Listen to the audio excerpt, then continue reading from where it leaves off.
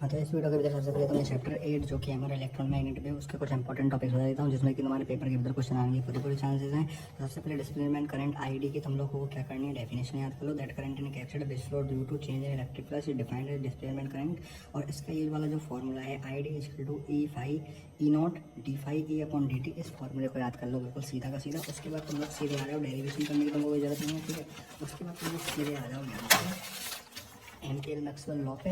Ampere Maxwell law में ये पूरा जो स्टेटमेंट है ये याद कर लो। ये तुमको 2 नंबर में पूछा जा सकता है तुम्हारे पेपर में, मंथली टेस्ट वगैरह जो भी पेपर होते हैं उनके भीतर, तो ये मोस्ट इंपॉर्टेंट टॉपिक है। According to Ampere Maxwell law, line integral of magnetic field around a close loop is equal to product of permeability of free space mu naught and total current sum of conduction current IC and displacement current ID. तो देखो simple सी बात है, Ampere Maxwell law BDL line interval लगा दिया यहाँ पे equal to mu naught I C plus I D, B D L equal to mu naught I C plus I D की यहाँ पे वैल्यू पुट कर दो। उसके बाद म्यू नॉट को आई सी से इंटू करवा दिया, म्यू नॉट को इससे इंटू करवाया। तो ये तुमको याद करना है, ये भी याद करना है, ये भी याद करना है। 2 नंबर के भीतर बिल्कुल मोस्ट इंपॉर्टेंट क्वेश्चन बन जाता है तुमसे पूछने के लिए, ठीक है।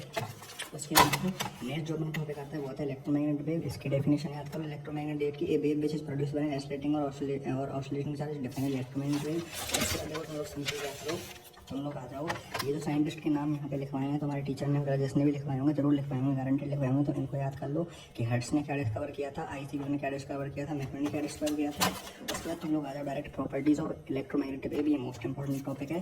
प्रॉपर्टीज तुम लोग याद कर लो, ये वाली जो सब कुछ दे रखा है इन वाली प्रॉपर्टीज़ को याद कर लो, इधर इन वाली प्रॉपर्टीज़ को याद कर लो, ठीक है।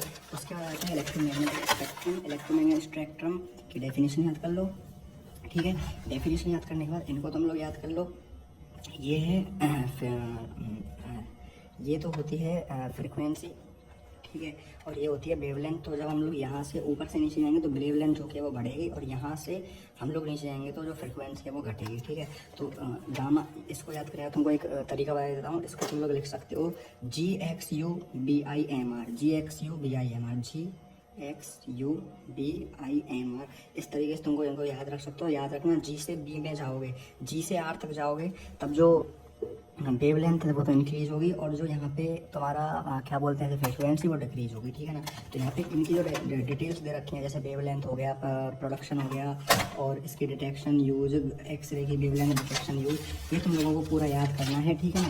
तो यहाँ पे तुम्हारा चैप्टर खत्म हो जाएगा। तो इनकी जो चीज़ें होती हैं वो तुम्हें याद करनी है, बिल्कुल ज़रूर से करनी है, तो इनके भीतर तुम्हारा पेपर आ जाएगा। Thanks for watching.